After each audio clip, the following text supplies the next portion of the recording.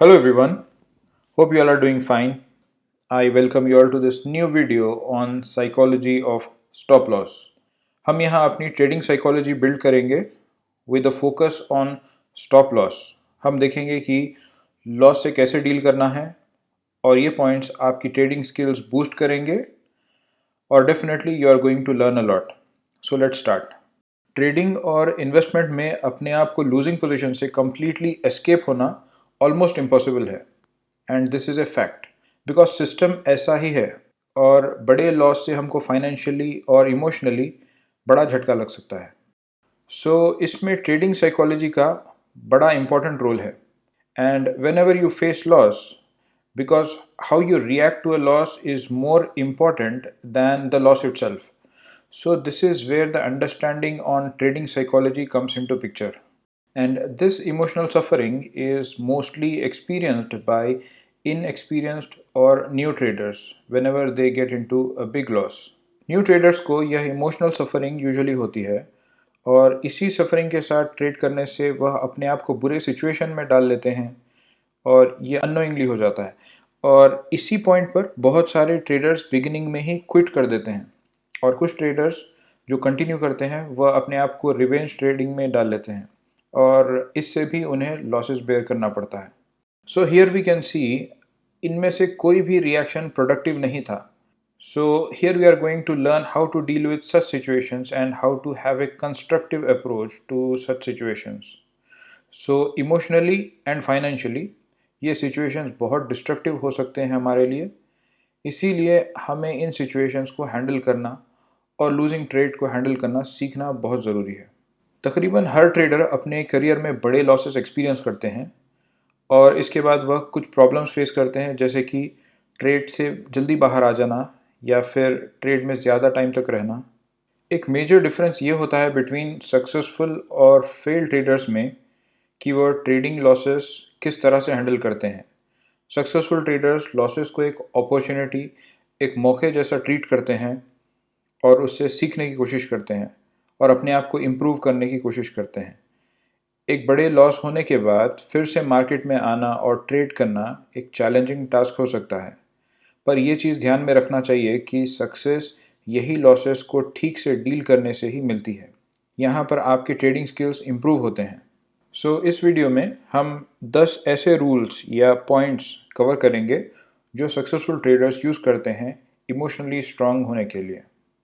Let's start with the first one, that is strong discipline. एक prosperous trading career में आपको properly losses को manage करना सीखना चाहिए बिकॉज अपने रिस्क को मैनेज करना सबसे इम्पॉर्टेंट एस्पेक्ट होता है. हमको यह पता है कि हर ट्रेड के सिर्फ 4 ही पॉसिबल आउटकम्स होते हैं: big win, small win, big loss and small loss. इनमें से हमको सबसे पहले यह सीख लेना है कि बिग लॉस को कम्प्लीटली किस तरह से अवॉइड करें और रिमेनिंग 3 आउटकम्स से हमको ज़्यादा प्रॉब्लम नहीं होगी. आपका ट्रेडिंग एक्सपीरियंस सक्सेसफुल है या अनसक्सेसफुल ये आपके रिस्क मैनेजमेंट से ही पता चलता है. एक अच्छे रिस्क मैनेजमेंट से एक स्टडी इंक्रीज ऑफ प्रॉफिट्स देखने को मिलते हैं और पुअर रिस्क मैनेजमेंट से आपका अकाउंट वाइप आउट हो जाएगा काफ़ी जल्दी. इसके लिए आप 1% पर ट्रेड पर स्टॉप लॉस लेवल वाला रूल यूज़ कर सकते हैं. इससे आपको पहले ही पता चल जाएगा कि आप कितना रिस्क ले रहे हो. Next one is level of stop loss. हमें अपना स्टॉप लॉस लेवल पहले ही पता होना चाहिए, दैट इज़ ट्रेड करने से पहले. स्टॉप लॉस एक सिंपल टूल है, फिर भी बहुत सारे ट्रेडर्स और इन्वेस्टर्स इसे यूज़ करने में फेल हो जाते हैं. आप ऐसे समझिए कि स्टॉप लॉस एक इंश्योरेंस पॉलिसी है. आप सोचते हो कि इसकी आपको ज़रूरत नहीं, बट ऐसा है कि इससे एक एक्स्ट्रा प्रोटेक्शन मिलता है. हमेशा स्टॉप लॉस यूज़ करें और इसका लोकेशन पहले से ही पता करें, दैट इज़ ट्रेड स्टार्ट करने से पहले. और अपने स्टॉप लॉस को वाइडन ना करें जब भी मार्केट नेगेटिव टेरिटरी में हो. अगर आपकी ट्रेडिंग स्ट्रैटेजी सिर्फ एक ट्रेड के सक्सेस पर रिलाई करती है तो समझें कि ये बहुत ख़राब ट्रेडिंग स्ट्रैटेजी है और हमको यह समझना बहुत ज़रूरी है कि trading success is a combination of many successfully managed both winning and losing trades. Now this point talks about revenge trading. Generally जब हम एंगर, फियर या फ्रस्ट्रेशन में होते हैं तो रिवेंज ट्रेड के जाल में फंसने के चांसेस होते हैं। और whenever we face big loss, उसके बाद हमारा माइंड क्लियर नहीं होता ट्रेडिंग में। अपने जहन को ये बनाएं और ये चीज़ समझें कि there are more than 250 trading days, और वापस आने की जल्दी मत करिए, ब्रेक लीजिए। अगर आप जल्दी वापस आने की कोशिश में हैं तो समझिए कि आप वापस आके रिवेंज ट्रेडिंग करने वाले हो, और इससे सिचुएशन और ख़राब होगा। इससे ये होगा कि आप वापस तो जल्दी आ जाओगे, बट अपनी स्ट्रैटेजी में सेंसिबल डिसीजंस लेने में बिल्कुल फेल हो जाओगे। एंड ये डेंजरस है आपके अकाउंट को वाइप आउट करने में। इसके दो रीजंस है। एक, इससे आप अपना ट्रेडिंग डिसिप्लिन फॉलो नहीं करोगे, आपका फोकस सिर्फ पैसा रिकवर करने में लगा रहेगा, आप अपने लॉसेस को रिकवर करना चाहोगे। And the second one, which is the most important one, आपकी ट्रेडिंग आपके इमोशंस पर बेस्ड होगी, और luck is not trading at all, it is gambling. So अगर आप लूज़ करते हो, और because this is revenge trade, then आपके लॉसेस इंक्रीज होंगे, and that is even more. And अगर बाई चांस अगर आप विन भी कर जाते हो, तो आप ये बिलीव करोगे कि emotion based trading is working for you, so you are going to do that again, you will repeat, and this is also going to lead to a disaster. Now the next one is accepting the responsibility. आपको अपने losses को sensibly accept करना सीखना है। यह आपकी responsibility है। इसे साइड में रखना या छुपा देना या किसी और पर ब्लेम कर देना बिल्कुल ठीक नहीं। हमें कुछ ना कुछ एक्सक्यूज़ हमेशा मिल जाता है लूजिंग ट्रेड को ब्लेम करने में, बट हमें चाहिए कि हम एक्सेप्ट करें इसे। हम जब तक ये चीज़ एक्सेप्ट नहीं करेंगे, ये रिपीट होने के चांसेस रहते हैं। So it is a responsibility to accept it and figure out कि आप क्या बेहतर कर सकते थे, क्या डिफरेंट कर सकते थे, so that next time similar mistake से आप बचोगे। और ये बेहतर है दैन ब्लेमिंग अदर्स और any other thing for your own mistake. अगर आप अपनी ट्रेडिंग और इन्वेस्टमेंट को कंट्रोल कर सकते हो, तो तभी आप उसे फिक्स कर सकते हो। It is something that can be done, and इसमें आपको बहुत कुछ करना भी पड़ सकता है, जैसे कि आपको मार्केट चेंज करनी पड़ सकती है, स्ट्रैटेजी चेंज करनी पड़ सकती है, और अपना ट्रेडिंग स्टाइल चेंज करना पड़ सकता है। So here the thing is, there is a solution, you just need to find it. Next one is stop trading for a while. Okay, बेहतर होगा बिग लॉस के बाद एक ब्रेक लो, फिगर आउट करो कि क्या रॉन्ग हुआ वहाँ, क्या गलत किया आप। ब्रेक लेने से आपका माइंडसेट क्लियर होगा, आपका फोकस बेहतर होगा। ब्रेक के बाद जिस ट्रेड में आपका बड़ा लॉस हुआ उसे रिव्यू करो केयरफुली। आपको फाइंड आउट करना है कि आप क्या गलती किए थे, क्या आप ज़्यादा रिस्क लिए थे, या आपका ट्रेड प्लान ठीक था, क्या आप मेंटली शार्प थे। ट्रेडिंग से ब्रेक लेना हम सबके लिए एक डिफ़िकल्ट टास्क लग सकता है, but it is actually the smartest move. So हमें वेट करना चाहिए कंडीशंस को इम्प्रूव होने के लिए, और कैश को प्रिजर्व करना चाहिए, और फॉर ए वाइल दूसरी चीज़ों पर फोकस करना चाहिए। एंड जब कंडीशंस बेहतर होंगे, आपके रिजल्ट्स भी बेहतर होंगे। ये याद रखिए कि मार्केट गायब नहीं हो जाएगी, कल कोई बुरी चीज़ होने वाली नहीं है। जब जब आप मार्केट से कुछ वक्त के लिए दूर रहोगे, तो आप बेहतर आइडियाज़ लेकर वापस आओगे, आपकी ट्रेडिंग वहाँ से इम्प्रूव होगी। So the next one is trade lower position sizes. एक बड़े लॉस के बाद यूजुअली कॉन्फिडेंस लो हो जाता है, और अपना माइंड क्योंकि क्लियर नहीं होता, वी में स्किप ट्रेड्स, वी में feel panic because of trades, and हम ओवर एग्रेसिव भी हो जा सकते हैं, और इसमें से एक भी चीज़ ठीक नहीं। So you can just take a step back, और डेमो अकाउंट में ट्रेड कर सकते हैं, that is for a few days.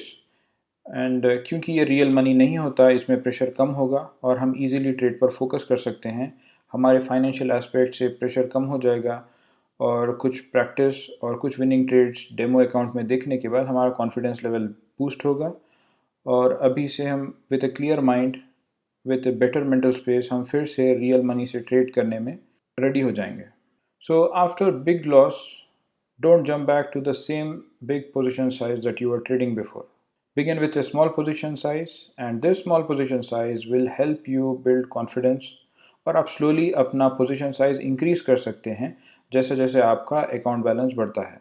और फिर अगर आपको कोई losing day मिलता है, तो small position size is easier to handle, and it is not about making money, पैसा तो स्ट्रैटेजी ठीक से इम्प्लीमेंट करने से बन सकता है। सो डेमो अकाउंट और ट्रेडिंग स्मॉल साइज से आपका फोकस बढ़ेगा and that is important so that आपका कॉन्फिडेंस भी बढ़ जाए। Now the next one is to let go of the outcome and embrace the process.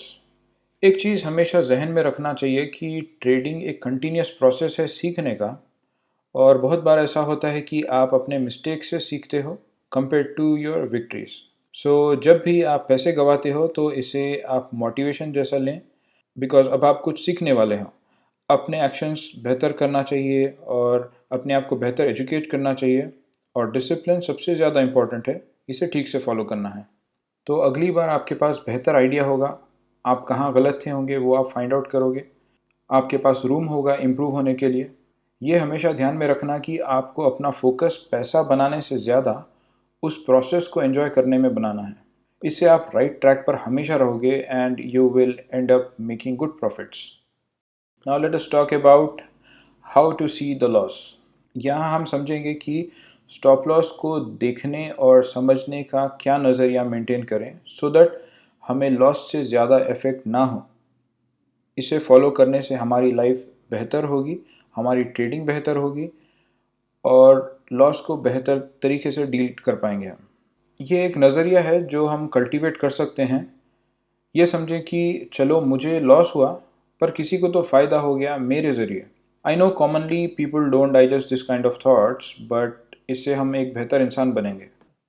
हमारा पैसा गया तो वह कहीं हवा में तो नहीं उड़ गया, बस किसी और के पास गया, और किसी ना किसी वे में शायद that is helping that person more than it is helping us.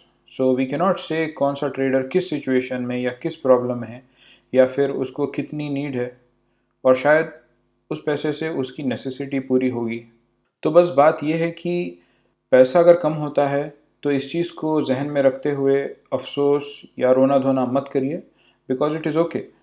Because in trading we see losses on daily, weekly and monthly basis, so it should not affect the trader at all. Now the next one is to show some gratitude. बहुत सारे traders stop loss use नहीं करते, so आपको खुश होना चाहिए, आपको thankful होना चाहिए, आपको थोड़ा ग्रैटिट्यूड दिखाना चाहिए कि आपने स्टॉप लॉस यूज़ किया, और आपको आपको खुश होना चाहिए कि आपने सही टाइम पर प्लान्ड ट्रेड से बाहर निकल सकें, और आप डिसिप्लिन रह सके, and you have followed the rules. Now let's talk about the last one, that is the cost of your business. आप ये चीज़ बहुत बार सुने होंगे कि ट्रेडिंग इज़ अ बिजनेस, और इस बिजनेस को चलाने में कुछ खर्चा होता है। सो you can consider the loss as the cost of running your business. So just keep in your mind that the regular or irregular losses that you get in trading is just the cost of the business, because loss is cost and you should be very much comfortable when you face a loss. So that's about it, and just one last tip to you all is to learn to make journals and maintain them. हम हमारी history में हम किस तरह से trade किए थे, क्या पॉइंट्स पर स्टॉप लॉस लगाए, ये सब हमें एनालाइज करना है। सो हम स्टडी कर सकेंगे कि हम कब बेहतर थे, हम कब बेहतर नहीं थे। हम अपनी खुद की साइकोलॉजी समझ पाएंगे, बिकॉज़ हर इंसान की साइकोलॉजी अलग होती है, और अगर हम अपनी साइकोलॉजी को एनालाइज करने में स्ट्रांग होंगे तो हम लॉस को बिल्कुल आसानी से डील कर पाएंगे। So that's all for now. I wish and I hope that these points help you all become amazing traders. You can join our Telegram channel Discuss Nifty to have discussion related to trading and get your queries answered by experienced traders. So good luck and happy trading everyone.